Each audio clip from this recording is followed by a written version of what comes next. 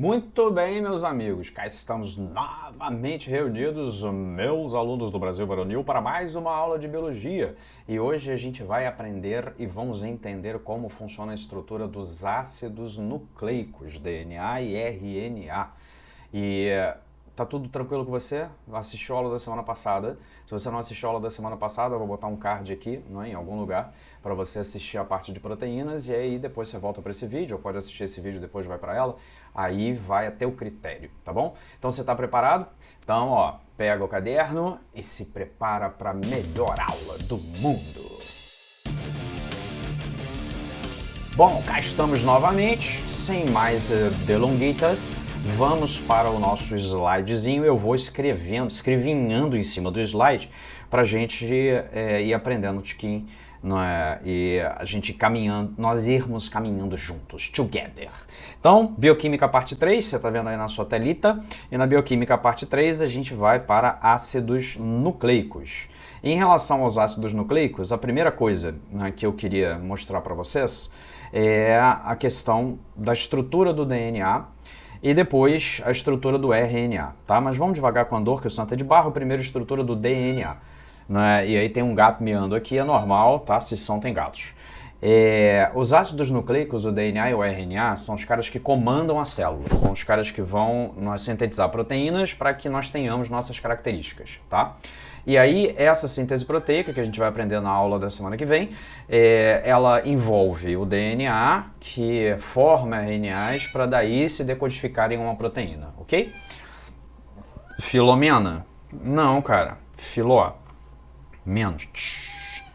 Filó é braba. Daqui a pouco ela vai subir na mesa. E aí, a primeira coisa que eu quero de vocês é entender que o DNA, ele é uma fita dupla. Ou seja, são dois filamentos ligados um ao outro, tá? Então você percebe que tem um filamento aqui, tem outro filamento ligado a ele, e os dois filamentos eles vão estar ligados, olha aqui, ó. Filomena! Vai, Filó. Deita aí na mesa, vai, Filó. Os dois filamentos eles estão ligados. Tá bom, Filó, pode deitar. Ah, não, cara, não mexe na... Não mexe na câmera. Não. Deita aqui, deita. Deita aí. Vai. Pronto, deitou.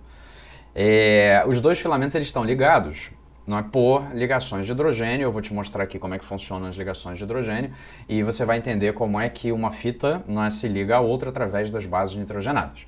Além de ser uma fita dupla, beber uma aguinha aqui. Vamos entender uma coisa, quando nós estudamos proteínas, as proteínas são polímeros cujo monômero é um aminoácido, certo? Então, uma proteína são vários aminoácidos colados entre si.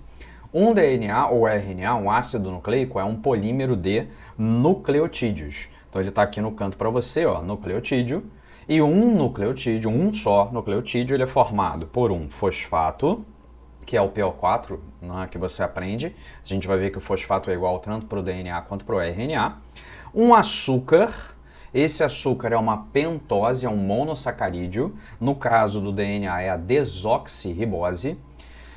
Professor, eu tenho que me atentar a se é desoxirribose, se é ribose, como é que isso pode aparecer para mim? Eu não sei se no estado onde você está, se por um acaso a prova ela é mais detalhada em termos de múltipla escolha, mas em princípio, por exemplo, no Rio de Janeiro, é muito pouco provável que ele fale ou peça para você dizer a diferença de desoxirribose para ribose. Ou então pegar o DNA e o RNA e pedir para você diferenciar um do outro, e o erro na múltipla escolha está, o RNA possui uma desoxirribose e isso está errado. Tá? E nem é muito pouco provável. Então eu não sei se é necessário para você, tá? Mas é um monossacarídeo, ou seja, é uma cadeia carbônica só, com 5 carbonos, e a gente chama ela de desoxirribose, porque ela é diferente da ribose do RNA. Eu vou te explicar por que quando chegar na ribose. E o mais importante de tudo, as bases nitrogenadas, tá? E uma coisa que a gente tem que aprender sobre as bases nitrogenadas é que as bases nitrogenadas elas fazem com que uma fita se ligue na outra. E a ligação das bases nitrogenadas ela não é aleatória. A ligação das bases nitrogenadas ela é pré-determinada. Como assim? Sempre que de um lado existir uma adenina, do lado oposto existirá uma timina. Sempre. E sempre que de um lado existir uma citosina, do lado oposto haverá uma guanina. Tá aqui, ó, sempre que tem uma adenina num lado da fita, haverá uma timina que se pareia com ela do outro lado, como se fosse um Lego, né? Que você tivesse um encaixe perfeito.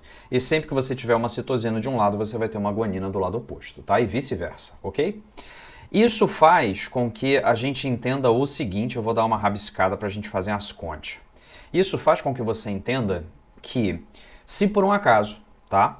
O nosso querido lindo lépido e fagueiro examinador disser, como dado da questão, isso já aconteceu em várias provas, que há 20% de adeninas, é possível, isso caiu na prova específica da UERJ, por exemplo, já caiu na prova do Enem, já caiu em provas em São Paulo. Se você quiser que eu fale de outra prova, coloca nos comentários. Pô, fala da UEL, fala da FAMERP, FAMEMA, fala da UES, fala de outras provas que eu acho maneiro, FUVEST, fala de outras provas que eu acho maneiro também, tio. Aí eu toco no assunto e coloco essas provas em pauta, tá? Mas, vê se você concorda. Se de um lado que tem adenina, do outro lado tem timina, então isso quer dizer que o número de adeninas e timinas é igual, concorda? Então, se há 20% de adeninas, haverá 20% de timinas. O somatório de adeninas e timinas, então, é 40%, certo? Ou seja, 20% de adeninas mais 20% de timinas, 40%. Sobram, se é 100% total, sobram 60% para as demais bases. Mas, se nós temos 60% para as demais bases, então a gente vai ter que dividir igualmente esses 60% entre citosinas e guaninas. Então, ficarão 30%, aí eu já nem sei, tem que ver o português. Ficarão 60% para citosinas e... 30% para citosinas e 30% para guaninas, porque o total é 60%. Entenderam? O nome dessa bagaça é regra de Chargaff. Até a prova do Enem, quando mencionou isso, mencionou dizendo a regra de Chargaff, patati patatá. Qual é a diferença entre uma prova, sei lá, de São Paulo e uma prova do Enem em relação a perguntas sobre regra de Chargaff? Se for o Enem, ele vai dizer que é a regra de Chargaff, vai dizer que a adenina pareia com timina, a citosina pareia com guanina, ele vai te dar um monte de dados maneiros e legais. Se por um acaso for uma prova da FUVEST, por exemplo, ele não vai obrigatoriamente dizer quem pareia com quem, e ele não vai dizer para você que eu posso fazer essa correlação de 20%, 20%, 30% e 30%, tá? Então é uma regra que você tem que guardar. Ou seja, o número de adeninas é igual ao de timinas e o número de citosinas é igual ao de guaninas. Depois, com a galera de específica, porque eu vou gravar uma aula, lembra que em março a gente vai começar a ter gravações de aulas específicas. Eu vou falar um pouco mais da estrutura do DNA, porque tem ponta 3 linha, ponta 5 linha, sentido de leitura, a gente vai ver isso com mais detalhes, e aí eu vou lembrar você, mas já vou falar de antemão, que entre adeninas e timinas, as ligações químicas, isso aqui é um igual, né? Mas as ligações químicas são ligações de hidrogênio, entre adeninas e timinas há 2 ligações de hidrogênio, e entre citosinas e guaninas há 3 ligações de hidrogênio. Isso aqui vai influenciar a desnaturação do DNA, que eu rapidamente vou explicar para você mais para frente, tá? Tudo bem com o DNA? So far, so good? O RNA... Aí já botei aqui para você, pô, subscribe aí para mim, né, para dar força pro tio, sessão, pô, subscribe aí. Aí o que a gente não precisa entender? O RNA, de maneira diferente do DNA, ele é uma fita simples, ele é um filamento só, tá? Um filamento de nucleotídeos, que tem fosfato, tem uma ribose como açúcar, que é um monossacarídeo, só para você entender, tá? Imagina a ribose e a desoxirribose, os açúcares, as pentoses que tem no material genético, são como se fossem pentágonos, tá? E como se fosse isso aqui, ó. A gente desenha esse negócio aqui. E aí o carbono 1 é esse carbono aqui, tá? Acredita em mim que tem um radical aqui preso e esse carbono é o carbono 1. Esse aqui é o carboninho 2. Se por um acaso nesse carbono 2, aí já é informação para específica, tá? E curiosidade. Se aqui tiver um OH, então isso quer dizer que essa é uma ribose. Qual é a diferença disso? E essa é a do RNA. Qual é a diferença disso para a desoxirribose do DNA? A desoxirribose do DNA, ao invés de ter um OH, você tira o oxigênio e deixa só o hidrogênio aqui.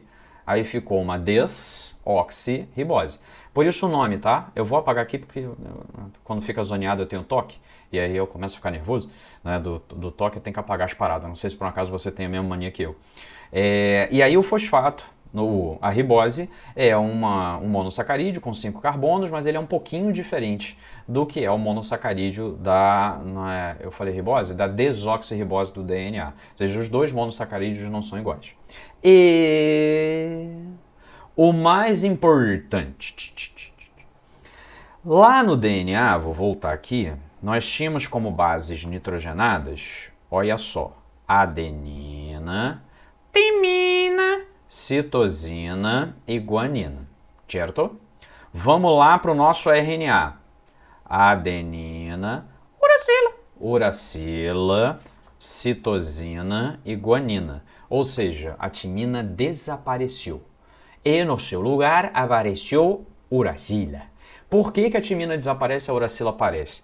Cara, a célula tem que saber quem é quem. Aí eu vou falar um dado que é mais para específico do que para não específica, mas quando a gente aprende, a gente vai ver isso num vídeo de aprofundamento, quando a gente aprende a duplicação do material genético de uma maneira mais detalhada, você sabe que a DNA polimerase reconhece uma sequência de a DNA polimerase reconhece uma sequência de RNA ligado ao DNA que se chama primer para iniciar o processo. Isso é a gata jogando coisa no chão. Para começar a duplicação do material genético, certo? Se tanto a RNA quanto o DNA tivessem as mesmas bases, a única diferença fosse o oxigênio do açúcar, ia ficar muito mais difícil para a célula entender quem é RNA e quem é DNA. Agora, quando você troca uma base na estrutura, quando você troca o fato de ser uma fita simples ou dupla, você faz com que a célula reconheça com mais facilidade o que é RNA. E nesse caso do primer é extremamente necessário, porque é através do reconhecimento desse primer que a DNA polimerase começa a duplicar o DNA para formar duas fitas, tá? Galera de não específica pode pensar no almoço, pode de repente sair para pegar já saiu, né? Porque agora voltou, para pegar um café. E aí o que eu quero que você lembre é que as bases nitrogenadas do RNA são A, U, C e G. Cuidado! As bases nitrogenadas do RNA não seguem a regra de Chargaff, porque não existem duas fitas. Então o número de adeninas não é obrigatoriamente ao número de uracilas e o número de citosinas não é obrigatoriamente ao número de guaninas, tá? Podem ser números completamente díspares entre um caso e o outro caso. Yes? Muito bem, seguindo adelante, voltamos ao DNA para a gente poder entender o processo de duplicação. Cara, a duplicação do DNA é um dos processos mais complexos que a gente tem na biologia. E depois eu prometo para a galera de específica, porque eu sei que vocês são curiosos, que eu vou explicar a duplicação falando de fita lagging, fita leading, as enzimas todas, a helicase, topoisomerase, primase, DNA polimerase e assim sucessivamente. Mas o que eu quero não é que a gente guarde como base, porque é o mais provável nas questões em geral, é que o processo de replicação do DNA é semi-conservativo. Havia uma dúvida, lembra que o DNA é de 1953, né? Então isso quer dizer que havia uma dúvida, até bem pouco tempo, como funcionava o processo de duplicação do material genético. Se por um acaso o processo de duplicação do material genético ele era conservativo, semi-conservativo ou se era dispersivo. No caso, o que não é que ficou provado? Ficou provado que se nós temos uma fita original, ó, essa fita original tem duas fitas roxas. Essas fitas roxinhas vão iniciar o processo de duplicação. Nós queremos formar duas fitas finais, porque queremos formar duas células e cada uma tem que ter o seu DNA. Na hora que nós abrimos a fita e a abertura da fita é feita pela quebra das ligações entre as bases, quebra das ligações entre adenina, timina, citosina e guanina, das ligações de hidrogênio, nós separamos e afastamos as fitas. Ao afastarmos as fitas, inicia-se um novo pareamento de bases em cada um dos dois lados.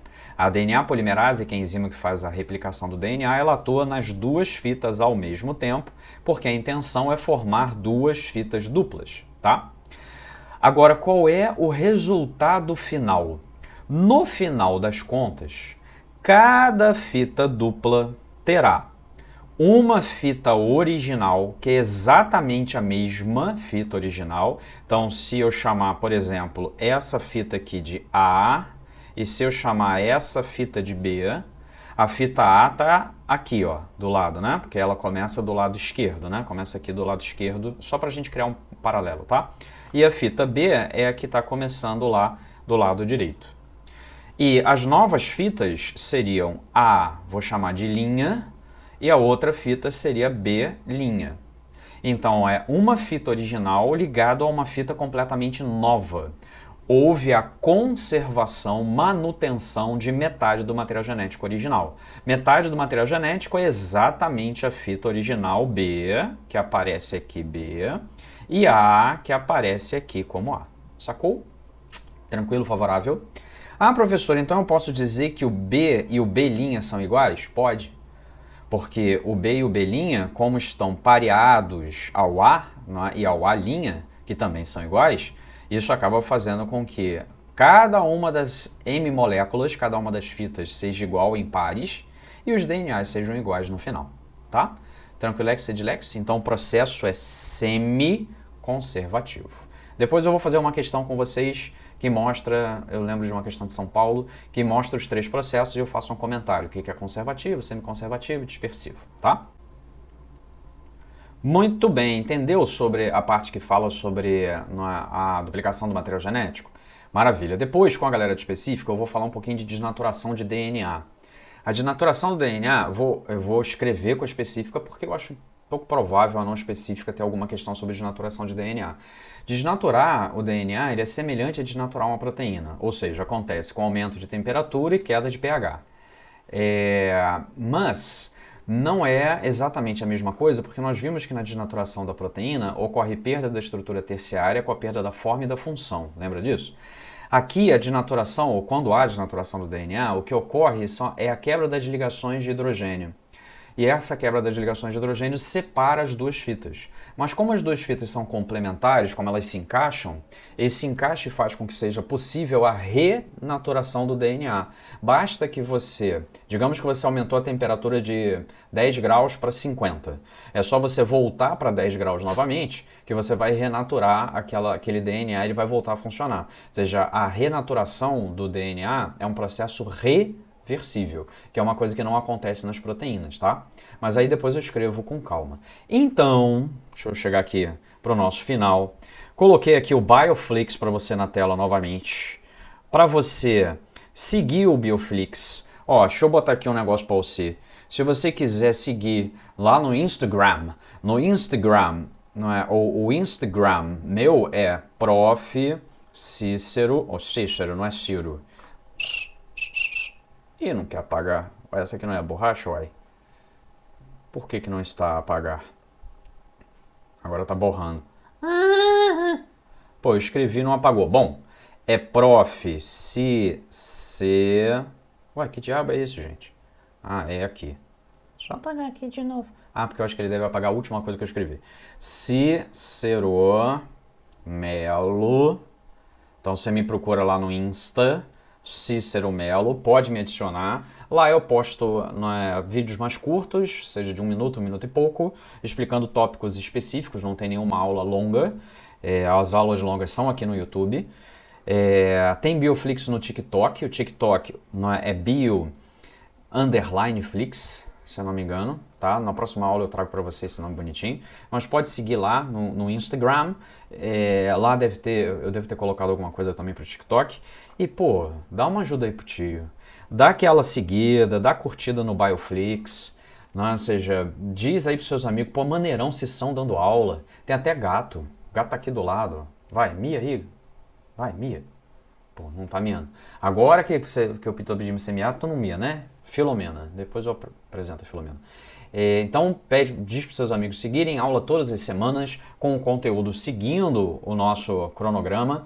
Eu, na semana passada, disse, pô, vai ter uma aulinha tomorrow, mas o problema é que eu tô enrolado escrevendo livros didáticos de ensino fundamental e ensino médio de biologia, então não consegui gravar, mas prometo para você que gravarei uma aula mais longa de exercícios para esta semana, tá bom? Beijos no coração, nos vemos novamente na semana que vem.